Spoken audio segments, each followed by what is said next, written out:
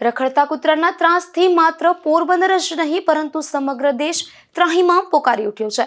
જોકે આ મામલો સુપ્રીમ કોર્ટમાં ચાલી રહ્યો છે, ત્યારે સુપ્રીમ કોર્ટે પણ માત્ર કૂતરાઓને નહીં પરંતુ આવા કૂતરાઓને ખાવાનું આપનારને પણ હવે જવાબદાર ગણશે તેવું સ્પષ્ટ જણાવ્યું છે। રખડતા કૂતરાઓનો મામલો સુપ્રીમ કોર્ટમાં ચાલી રહ્યો છે। એવામાં સુપ્રીમ કોર્ટે મંગળવારે કહ્યું કે રખડતા કૂતરા નાગરિકોને કરડે તો તેવી સ્થિતિમાં પીડિતને રાજ્ય સરકારોએ વળતર તરીકે મોટી રકમ આપવી પડશે। આ ભારે વળતર ચૂકવવા માટે રાજ્યોને સુપ્રીમ કોર્ટે આદેશ આપશે। એટલું જ નહીં, રખડતા કૂતરાઓને ખવડાવનારાઓને પણ કોર્ટ જવાબદાર ઠેરવશે તેવી ચેતવણી પણ સુપ્રીમ કોર્ટે આપી હતી। સુપ્રીમ કોર્ટના ન્યાયાધીશ વિક્રમનાથ, સંદીપ મહેતા અને એનવી અંજારિયાની બેન્ચે રખડતા કૂતરાઓને કારણે લોકો ઘાયલ થઈ રહ્યા છે તેમજ અકસ્માતનો ભોગ બની રહ્યા છે તે મુદ્દા પર ધ્યાન કેન્દ્રિત કર્યું હતું। ન્યાયાધીશ વિક્રમનાથે કહ્યું હતું કે દરેક ડોગ બાઇટ એટલે કે કૂતરું કરડવાથી જો બાળકો કે વૃદ્ધોનું મોત થાય અથવા ઘાયલ થાય તો તેવી સ્થિતિમાં પીડિતને મોટું વળતર ચૂકવવા માટે કોર્ટ રાજ્ય સરકારોને આદેશ આપશે।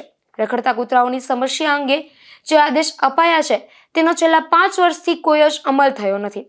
જે લોકો રખડતા કૂતરાઓને ખવડાવે છે તેમને પણ કોર્ટ જવાબદાર ઠેરવશે। કોર્ટે પણ ટકોરી કરી કહ્યું છે કે આવા લોકોને પશુઓ પ્રત્યે બહુ જ પ્રેમ ઉભરાતો હોય તો પછી તેમણે રખડતા કૂતરાઓને પોતાના ઘરે લઈ જવા જોઈએ। આ કૂતરા લોકોને કરડે તે માટે તેમને રખડતા છોડી દેવાની છૂટ કેમ આપી શકાય? ન્યાયાધીશ મહેતાએ સવાલ કર્યો હતો કે 9 વર્ષના બાળક પર જ્યારે રખડતા કૂતરા હુમલો કરે ત્યારે કોને જવાબદાર ઠેરવવા? આ કૂતરાને ખાવાનું આપી રહી છે તે સંસ્થાઓને? સરકાર એવું ઈચ્છે છે કે શું અમે આ સમસ્યાની સામે આખાડા કાન કરી લઈએ?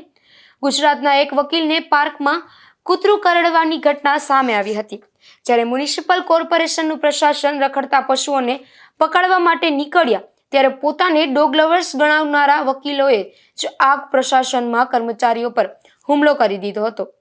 4 દિવસથી આ મુદ્દે કોર્ટમાં દલીલો ચાલી રહી છે।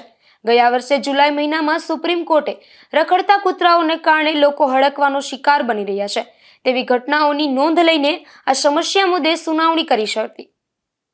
કેટલાક પશુ પ્રેમીઓને રખડતા કૂતરાઓ સામે કાર્યવાહી ના કરવાની માંગ સાથે પણ સુપ્રીમ કોર્ટમાં અરજી કરી છે। આવી જ એક ડોગ લવર મહિલાએ સુપ્રીમમાં એવી દલીલ કરી હતી કે કોમ્યુનિટી ડોગે કોઈ જ ઉશ્કેરણી વગર મને બટકું ભર્યું હતું। આ કૂતરાની સાથે લાંબા સમયથી ક્રૂરતા કરવામાં આવી હતી। ડરને કારણે બચવામાં તેણે બટકું ભર્યું હતું। એક અરજદારના વકીલે દલીલ કરી હતી કે રખડતા કૂતરા એક ભાવુક મુદ્દો છે, ત્યારે સુપ્રીમ કોર્ટે ડોગ લવર્સને ટકોર કરતા સવાલ પૂછ્યો હતો કે તમારી સંવેદના કે ભાવુકતા માત્ર કૂતરાઓ પૂરતી જ છે, મનુષ્ય માટે કોઈ સંવેદના નથી? આ મામલે હવે 20મી તારીખે વધુ સુનાવણી કરવામાં આવશે, જે દરમિયાન રાજ્યો અને કેન્દ્ર સરકારની દલીલો સાંભળવામાં આવશે। ઉલ્લેખનીય છે કે પોરબંદર જેવા નાના શહેરમાં પણ વર્ષ દરમિયાન 6000થી પણ વધુ ડોગ બાઇટ એટલે કે કૂતરા કરડવાના બનાવો નોંધાયા છે। ત્યારે આવા રખડતા ભટકતા કૂતરાઓ સામે કાર્યવાહી કરવા સ્થાનિક કક્ષાએથી પણ લોકો માંગ કરી રહ્યા છે। નિપુલ પોપટ સાથે અશોક થાનકી, ગુજરાત ન્યૂઝ, પોરબંદર।